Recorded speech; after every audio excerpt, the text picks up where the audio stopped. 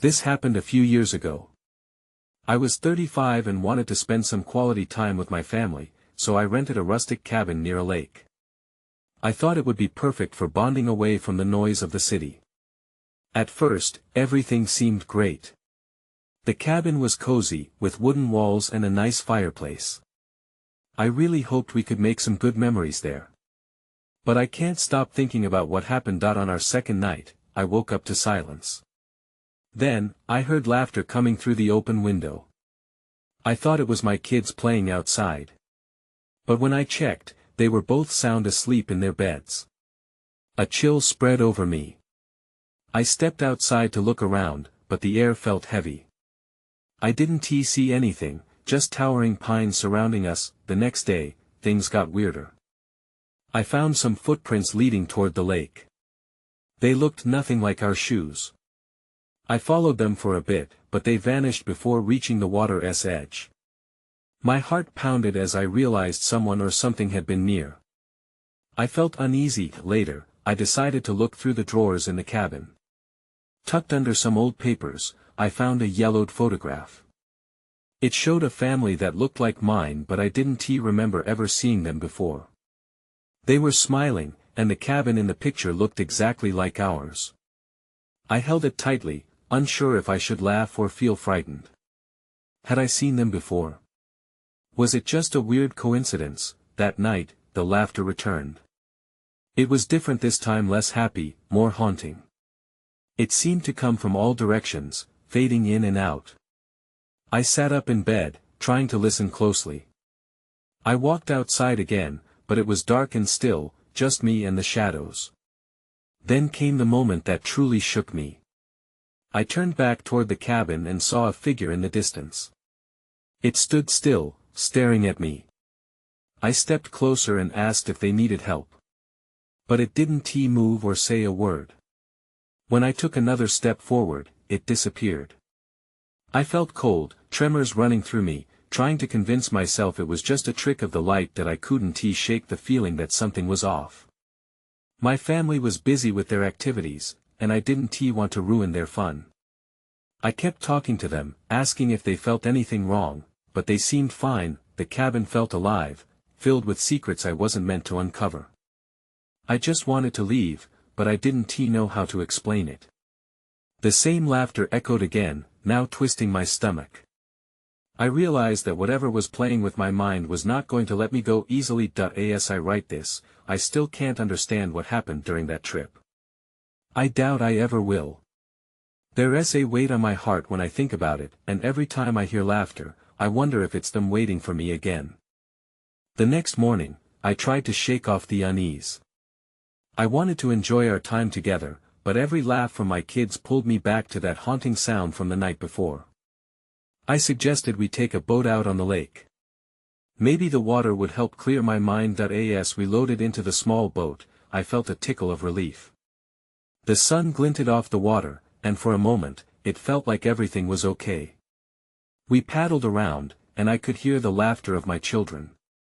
They splashed each other playfully, and I lost myself in their joy. But I kept glancing toward the shore, scanning the tall trees. I couldn't shake the feeling that we weren't alone. After a while, we decided to head back. As I approached the dock, I noticed something strange in the water. It was a wooden box, half submerged. I couldn't believe it. I hadn't seen it before. I pulled the boat close and reached down, pulling it up by the handle. My hands felt clammy as I dragged it onto the shore. It was heavy for its size, aged wood covered in greenish moss. I hesitated before opening it. With a nervous glance towards the woods, I lifted the lid. Inside, I found old trinkets, a rusted pocket watch, some faded coins, and a few yellowed letters. They looked like they hadn't seen the light of day in years. The letters felt wrong when I touched them, as if the weight of those forgotten words pressed down on me. I sifted through them quickly, and one caught my eye. It was addressed to the family of the lake, signed by someone named Clara. The words carried a tone of desperation, something about wanting to return but being unable to. My curiosity mixed with dread. I turned to show my wife. Look what I found. I called, but my voice faltered. She was too busy with the kids, laughing and splashing, blissfully unaware of the darkness hanging over me. That night, I couldn't sleep. I kept hearing whispers. My heart raced as I peered into the darkness surrounding our cabin, trying to convince myself it was only the wind. I recalled the photograph and Clara's letter. What was the connection? Then came the laughter again, this time it felt angrier, rising in pitch. The air around me chilled as I forced myself to step outside. The trees loomed like dark sentinels, and I could see shadows shifting. The laughter echoed, blending into sobs. I couldn't take it anymore. Who's there? I shouted, my voice breaking. For a moment, silence engulfed me, then came the laughter again, louder, closer. I stepped back, bumping into the wall of the cabin. My breath caught in my throat, and that when I saw a figure standing at the water's edge, backlit by the moonlight. It turned its head slowly. My heart raced as I strained to see its face. That I took a step forward, compelled yet terrified. Just then, a sharp sound cut through the night, a loud crash from inside the cabin, shattering the moment. Someone or something had entered the cabin. I stood frozen, the echo of that crash still ringing in my ears. My mind raced. Was it my imagination? Surely, it couldn't be real. But the door to the cabin stood ajar, slightly swaying with the breeze, like an invitation or a warning. With my heart thundering, I took a cautious step toward the cabin. Is anyone in there? I called out, my voice wavering. I peered inside, but the darkness was thick, swallowing whatever light remained. I hesitated, feeling foolish for my fear, yet something pulled at my chest, urging me to retreat. A faint rustle came from inside, and my pulse quickened again. Kids! I shouted, hoping they had sneaked in without me noticing. But silence answered me, heavier than before. I felt the weight of the words from Clara's letter pressing down on me. Something sinister felt in the air. That I stepped inside, careful not to make a sound. The shadows danced around the walls, and I could see that nothing had been disturbed. The furniture was just as we left it after dinner. I looked at the window, its curtain billowing gently as if someone had just walked past. That's when I noticed something at my feet, a trail of mud leading from the door to the living room, dividing in two directions. One path led to the back of the cabin, where the children's bedroom was. The other veered toward the kitchen. My throat tightened. I should have called for my wife, but I chose to follow the trail, unable to shake the feeling that I needed to find out what was going on. That I ventured toward the back room, bracing myself for the worst. As I reached for the doorknob, I froze. It felt warm, as if someone had just been on the other side. I turned my ear to the door, holding my breath. The whispers started again, low and hushed, echoing Clara's desperate tone. They sent shivers down my spine. What do you want? I managed to ask, my voice barely audible. The whispers intensified, swirling like a gust of wind, fading slowly but leaving an eerie imprint in the air around me. Summoning courage, I twisted the knob and pushed the door open. The room was empty. My heart sank. I expected to find the kids, maybe even some explanation. Instead, there was only silence and a messy bed, with the toys scattered around as if they'd been abandoned mid-play. Just then, I glanced toward the window and saw something flickering outside, tiny lights dancing along the shoreline. Curiosity overcame fear, and I stepped out, my feet crunching on the gravel. The lights appeared to be fireflies, but there was something different about them. They pulsed, flickered erratically, almost as if they were communicating. Or leading me somewhere. That I followed the glowing trail down toward the lake, my heart racing again. The laughter returned, sharp and mocking. I spun around, feeling the shadows press in on me from all sides. That's when I heard a soft childlike giggle, unmistakably coming from the trees. I froze, dread settling heavily in my chest. Somebody was there, and they were waiting for me. I veered away from the path, my instincts screaming that I shouldn't get any closer. But before I could make a break for the cabin, I caught sight of a small figure just beyond the trees. It was a little girl in a white dress, standing motionless, gazing at me with wide, hollow eyes. And behind her darker shapes began to emerge. I backed away, but my feet felt rooted to the spot. I barely had time to scream before the darkness closed in around me. The darkness wrapped around me like a thick fog. I stumbled back, my pulse hammering in my ears. The little girl remained still, her gaze unblinking, as if the world around her had faded. I wanted to turn and run, but fear kept me rooted. Then, the shapes behind her began to form. They were shadows, formless and creeping, swirling like smoke. My instincts kicked in. I forced my legs to move, stumbling back toward the cabin. I could feel the oppressive dread of whatever those shapes were, trailing behind me. I barely made it through the door, slamming it shut and locking it tight. The cabin felt like a fortress, though I knew it really wasn't. Breathing hard, I leaned against the door, my mind racing. Had I really seen that girl? The shadows? Maybe it was the stress of everything piled up, the move, the kids, Clara's letter. As I scanned the room for a way to keep my family safe, I noticed something on the floor. It was a small, wooden toy, a soldier, wearing a faded red coat. It was one of the kids' toys, but how had it ended up here? My heart sank as I realized it shouldn't have been near the door at all. In a whisper, I called out, "Kids." No answer. My voice echoed, leaving an uneasy silence. I checked the living room and kitchen one more time. Everything was as it should be except for that toy.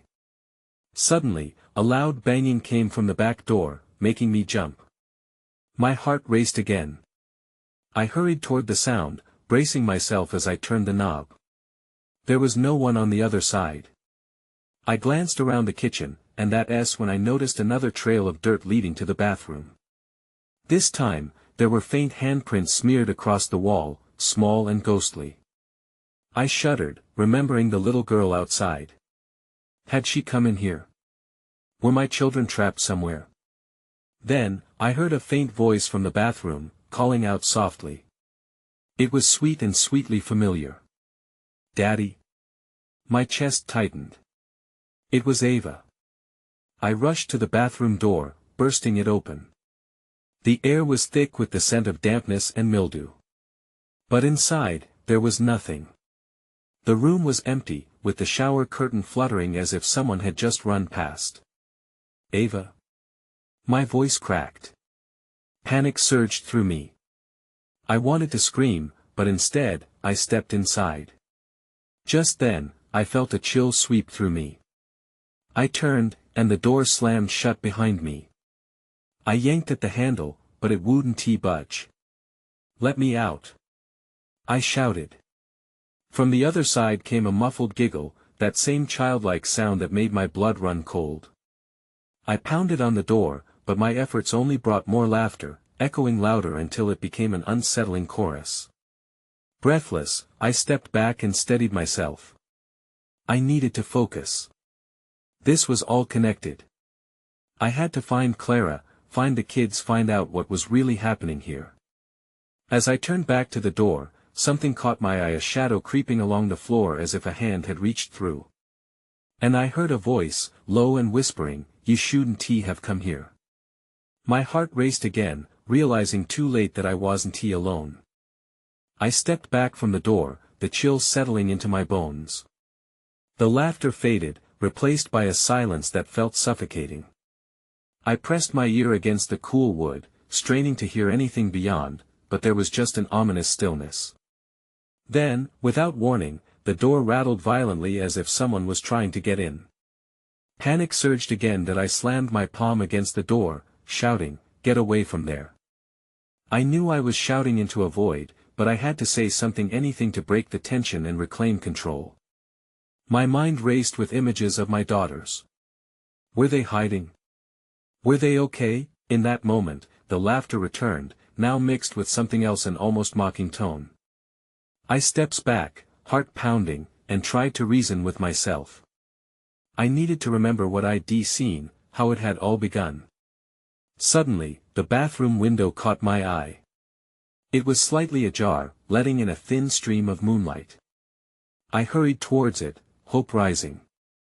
I stood on my tiptoes, reaching for the latch, but before I could open it, that voice came again, clearer now. "They're in here with you." My breath caught in my throat. I didn't want to believe it. I fumbled with the window, prying it open. Cold air rushed in, and I felt a frantic energy surge through me. I steadied myself, glancing back at the door. I could hear the creeping shadows whispering just beyond, then I saw it out of the corner of my eye, a shadow moving along the wall, a flicker that seemed to pulse like something alive. I turned towards it, and for a fleeting moment, I thought I saw a face twisted, eyes wide and staring. I gasped and ducked, scrambling to the window as panic took hold. I yanked it wide and hoisted myself up, trying to squeeze my shoulder through the opening. The giggles returned, louder this time, and just as I thought I would break free, the door flew open. My heart stopped as I turned, my body half out of the window. The bathroom was empty now, but that voice echoed in my mind. "You should have stayed away." In that instant, I felt a small hand grasp my ankle. I looked down, disbelief flooding through me. It was Ava's small hand, pale and cold. I screamed, jerking my leg back. The grip tightened, pulling me further into the bathroom. I fought against it, panic clawing at my throat. "Ava! Let go!" With a burst of adrenaline, I kicked free, tumbling out of the window into the night, landing hard on the cold ground outside. The pain was immediate, but I had no time to process it. I scrambled to my feet, breathless, and looked around frantically. The cabin loomed behind me, dark and foreboding. The laughter faded, replaced by an eerie hush. I turned, feeling that something was watching me, but there was only the forest. I took off running, driven by a sheer instinct to find Clara and the girls. The shadows behind the cabin seemed to shift, grasping at the edge of my vision. Just as I reached the clearing, I heard it again, Ava's voice, tender and worried. "Daddy, help us." I froze, my heart racing. I had to make a choice. I could keep running, leaving them behind, or I could return and face whatever darkness awaited me in that cabin. But deep down, the idea of leaving them was unfathomable. That I turned back, now fully aware of my resolve, and stepped into the darkness. I stepped cautiously back into the cabin, a vortex of dread and determination swirling within me. The door creaked eerily as I pushed it open, echoing in the suffocating silence.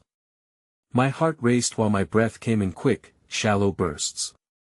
I tried to listen for any sound, any sign of my daughters, yet the only thing that filled the air was an oppressive stillness. "Clara! Lizzie! Ava!" I called out, my voice wavering as it ricocheted off the walls. I felt weak, the fear washing over me like a cold tide.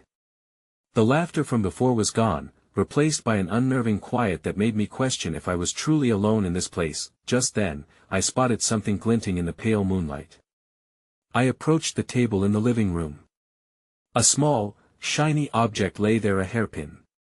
Ava's hairpin. I recognized the tiny glittering flower design. My heart sank. I picked it up carefully, dread surging through me. Why was it here? I turned the hairpin over in my fingers, trying to make sense of it. Then I heard the faint creak of the floorboards above. My instincts screamed for me to run again, to escape, but I couldn't. I needed to know if my children were safe or worse, what had happened to them. That I took a deep breath and moved swiftly toward the staircase. Each step felt like a betrayal of my fears, but I was relentless. The shadows loomed around me, and I winced at every squeak of the wood, each one echoing through the gloom. "Clara?"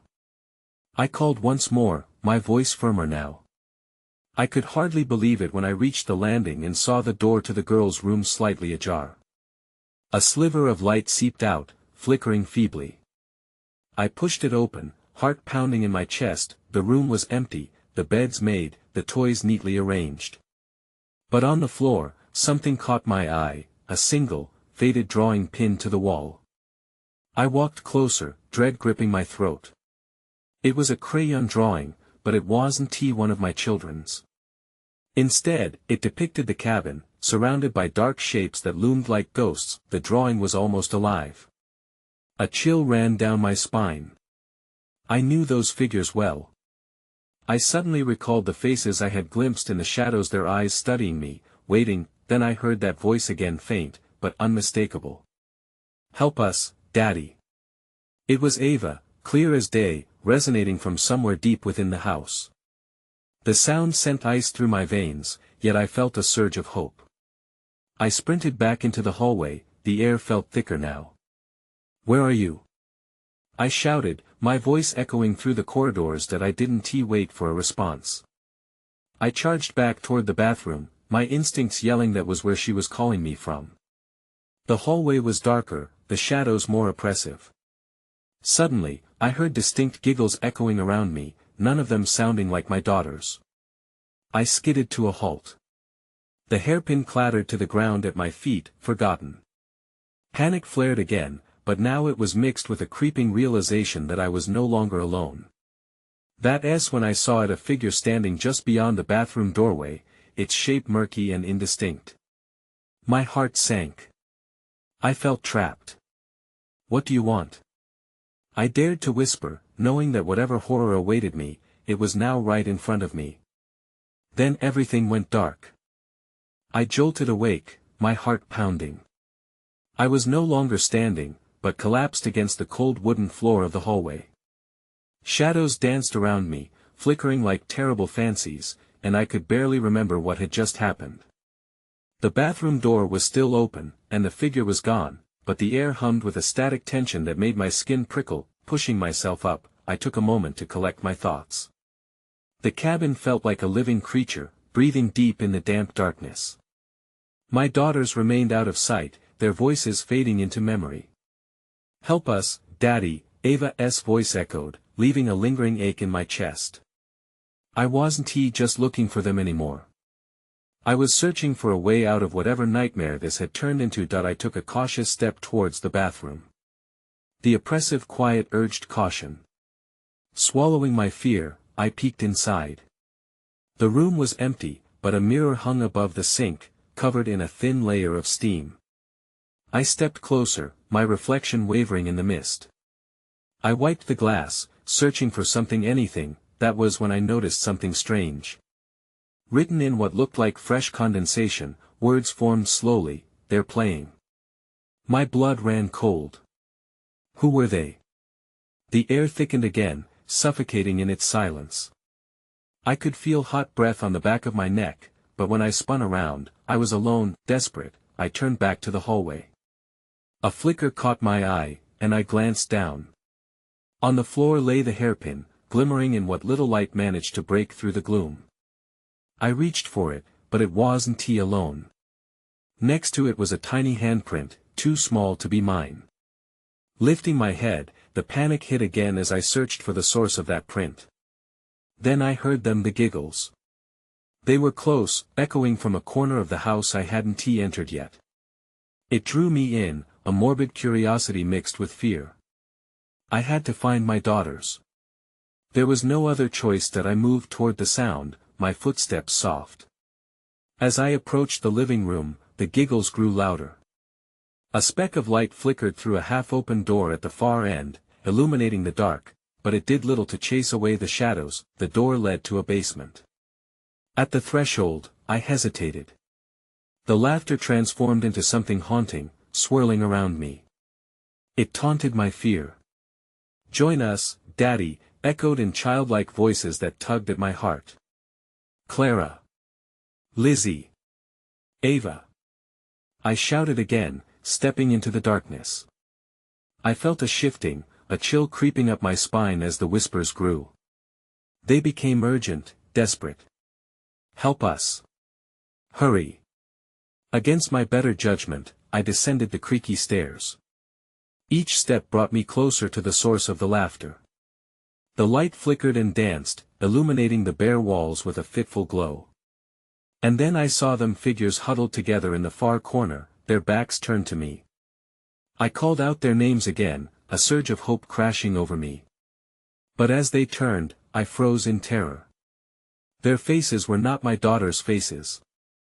"That's not funny," I said, my voice trembling. Suddenly, the laughter stopped. They turned fully, revealing wide, hollow eyes and twisted smiles. The room grew colder as I realized whatever I had found here was not my family at all. And then everything went dark once more. When the darkness lifted, I found myself back in the hallway, disoriented and gasping for breath. The familiar wooden floor felt unnervingly cold beneath me, and the oppressive quiet returned, pressing in on my chest. I scrambled to my feet, my heart racing. Had it all been a nightmare? Or was it real? Those twisted faces, the breath of fear on my neck? Feeling disheveled, I stumbled toward the living room. Each step felt weighted, as if the air pressed down on me, urging me to stay away. I managed to push open the door to the main area, but the room was empty, except for the flickering shadows cast by a dying fireplace. An unsettling silence had settled over everything that I searched for, anything familiar, any sign of my daughters. I called their names again, desperation creeping into my voice. Only the echo of my own voice replied. I felt lost, adrift in a sea of darkness. But that lingering feeling gnawed at me. Something wasn't right. That I scanned the room and noticed a faint light coming from the far wall. I had nearly missed it. It blinked rapidly, pulsing like a heartbeat.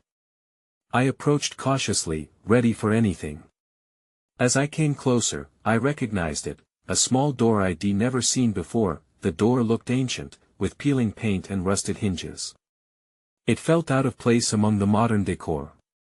I reached for the handle, but something stopped me. A sudden chill swept through the room, and an almost imperceptible whisper curled around me, urging me to listen. "Open it," it said, clear and insistent that I hesitated. What if this was another trick? But another sound caught my attention, soft, shuffling footsteps from behind me. Fear froze me in place as I turned my head slowly, scanning the dark corners of the room for any sign of movement. Then, there they were, the figures from the basement. Not fully formed, their outlines flickered at the edge of the shadows. My heart hammered in my chest. "Get away from me!" I yelled, suddenly feeling brave enough to confront the thing that haunted me. Whatever had taken my daughters, I couldn't let it take me too, but instead of retreating, the figures glided closer, urgency in their movements. "Daddy! Daddy! Help us!" Their voices rang sharp and clear, morphing back into the familiar timbre of my daughters. Panic leaped in my chest. Could it be the same trick again? The flickering light from the small door intensified, illuminating the faces of what I now recognized clearly. My girls stood there, only they weren't quite the same. Their eyes were wide with distress, reflections of something I couldn't understand. "Please, Daddy.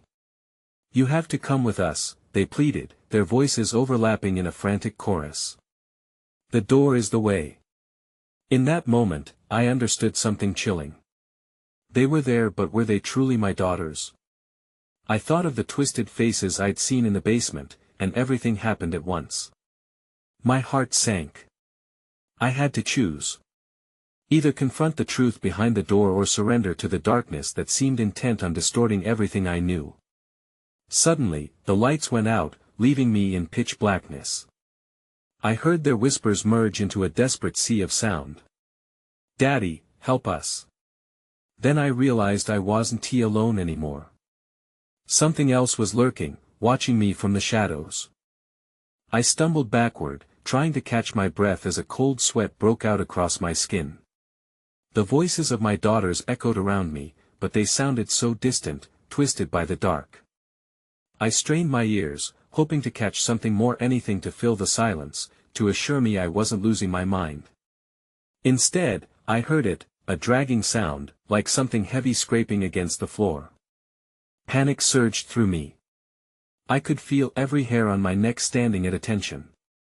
The whispering ceased, replaced by that relentless sound, inching closer. "Daddy! Help us!" The voices of my daughters cut through the gloom once again, urgency rolling off them like a wave. "You have to open the door." I turned back to the small door, the light sharply contrasting with the darkness surrounding me. A desire to save them battled with my fear. What if I opened it and unleashed something I couldn't control? What if they weren't even really my daughters? Please, Daddy. The pleading was softer now, almost broken. I felt my resolve weakening. I could finally see the outline of their faces, their expressions strained and scared, and all I wanted was to take them in my arms and protect them. With a deep breath, I reached for the handle again. But just as my fingers brushed the cold metal, a hand gripped my shoulder from behind. The touch was ice cold, paralyzing me in place. I spun around, my eyes widening in fear, but all I could see was thick, impenetrable darkness. Don't listen to them, a voice rasped, low and guttural. It was a voice that vibrated through me, shaking the very core of my being. They're not who you think they are. I tried to shake off the hand, to break free from its grip, but it held tight. My instincts screamed at me to run, to get away from whatever was behind me, but my body betrayed me. The shadows seemed to loom larger, pressing in around me. Suddenly, I remembered the basement, the twisted faces, the cold dread that had settled there when I saw them. I had to stand firm. Let go of me. I shouted into the darkness, forcing myself to confront this new threat. I will not let you take them. The pressure on my shoulder slackened, and the shadowy figure stepped back, just enough for me to see a barely visible outline. It was tall, misshapen, and featured a myriad of shifting forms against the backdrop of black. You can't save them, they are lost, it hissed, a blend of cruelty and resignation in its voice that I felt a desperate surge within me.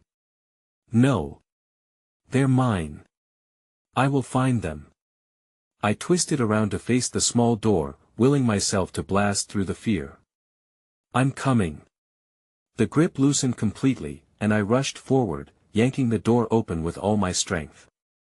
A blast of light surged out, illuminating a swirling mist that pulled at my body like a fierce wind. I stumbled inside, feeling the warmth embrace me. And just like that, the noise faded. I stepped across the threshold. The door slammed shut behind me with an earth-shattering thud. As the darkness closed in, shadows flickered around my periphery. But I could still hear whispers. A new kind of dread settled in my stomach. Where had I gone? What awaited me in this new place? Daddy? The voice was softer now but hauntingly familiar. My heart sank as I realized it was coming from ahead, further into the light. I took a step, feeling uncertain as I followed the sound. What awaited me on the other side? I found myself standing in a vast clearing, illuminated by a gentle, otherworldly glow. The air was cool but not cold, tinged with a sweet scent that felt strangely familiar. I took a tentative step forward, my heart racing as the whispers faded into a haunting echo behind me. The yellow light flickered like fireflies, and I squinted, trying to discern the source. Ahead of me, figures began to materialize in the mist, and my breath caught in my throat. It was them, Ava and Lizzie. Their faces radiated a warmth I desperately missed, but the way they moved felt almost distant and unsure. I stepped toward them instinctively, feeling hope blooming in my chest. Daddy! Ava's voice rang out, though it was laced with a tinge of something I couldn't place. We've been waiting for you. Are you okay? I blurted, my eyes glistening with unshed tears. Let us go home. I started toward them, heart pounding, desperate to hold them close, but as I approached, the air thickened with tension. I could see that their expressions hovered somewhere between joy and sorrow. We're really here, Lizzie said softly, her voice faltering. But there is something we can't leave yet. What do you mean? I felt the familiar chill creeping back, threading through my veins. We have to go back to the cabin. This isn't right. We want to come with you, Ava said, her eyes shimmering, but there was a hesitation behind them. But we can't. Not until you understand. I stopped in my tracks, confusion wrapping around me like fog. Understand what? Suddenly, the light flickered again, and the shadows returned dancing at the edges of my vision. It was then I noticed the other figures, those unsettling, hollow-faced beings from the basement, lurking just beyond the veil. They were waitlisted, their haunting laughter replaced by an unbearable silence. "Daddy, listen," Lizzie said, her voice urgent. "They're not what they seem. They're playing a game, and you're part of it." Panic surged in my chest. A game? What kind of game? Their words warped in my mind, thoughts colliding in a whirl of dread. A heavy sense pressed against my consciousness. "They want to keep us," Ava continued, inching closer to Lizzie. "They're trying to take everyone, like Clara." Clara? My pulse quickened. Thoughts raced. Clara's name felt like a key, unlocking a memory buried deep within. She was the one from the letter, the desperation echoing in her voice, calling out to anyone. Just then, the shadows shifted, creeping closer, eager to pull me back. "You're one of them," the voice rasped, echoing throughout the clearing. "You must choose." "Choose?" I spat back, shaking my head vigorously. "You want me to choose between my daughters and some twisted fate with you?" "Yes," the figure hissed from the darkness. "Join us, or your girls will remain here forever." The threat hung heavy in the air, impossibly tangible. In that moment, the weight of the choice settled over me. I forced myself to focus on Ava and Lizzie. Their eyes glinted with a mixture of terror and urgency, and I stepped closer, reaching for their hands. "I won't leave you," I stated firmly. "I'll save you, whatever it takes." But then it struck me, the same laughter echoed faintly in the back of my mind, the laughter I'd heard from the cabin. Wasn't that the same laughter that had drawn me here, feeding off my fear? "What are you really? Who are you, really?" The darkness shifted, and the faces morphed before my eyes, twisted expressions flickering in and out of my peripheral vision. "We're lost children," they hissed. "Always waiting." I felt tears prick my eyes as I looked from their elated faces to the shadows swirling around us. How long had they been trapped here? How many others had faced this twisted fate? Suddenly, I realized my mistake. This place, this choice, whatever I felt I had to do to save my daughters, could very well seal their fate, and mine. I needed to confront the truth. The twisted game of souls had to end here. "No!" I shouted, the decision crystallizing in my mind. "I refuse to play." From deep within, a flare of strength ignited, pushing back the shadows that swirled around me. The figures began to flinch, their forms losing coherence. "Daddy!" Ava's voice pierced through the noise, pulling my focus back. I turned to them, warmth filling my heart at their terrified expressions. "No one is taking us anywhere," I cried, stepping boldly back into the midst of the swirling light. "We're not bound to you." The shadows writhed and screamed as the warmth of my love for my daughters surged, colliding with their dark presence. Then, with a pulse of blinding light, I felt my semblance slip from this realm, as the shadows recoiled and faded into whispers. Moments later, everything fell silent. The light dimmed, and I stumbled, breathless, on the familiar wooden floors of the cabin. I blinked, chest heaving, while the night remained still around me. I turned toward the hallway. "Ava? Lizzie?" My voice wavered, fear still clinging to me. And then, the flicker of movement in the bedroom drew my gaze. The door stood ajar, and a small light glowed beyond it. I crossed the room cautiously and peered into the doorway. "Daddy!" they called, and relief washed over me like a tide. I rushed in, enveloped them in warmth, feeling them solid and real. The shadows were gone, but the echo of their whispers lingered in my soul, unanswered questions still clinging in the air. As we embraced, I couldn't help but wonder, what had I really faced? How had we escaped that darkness? And more hauntingly, was it truly over, or had I simply pushed it away for another time? I moved through that night, but the sweet laughter of my daughters echoed in a way that both comforted and unsettled me.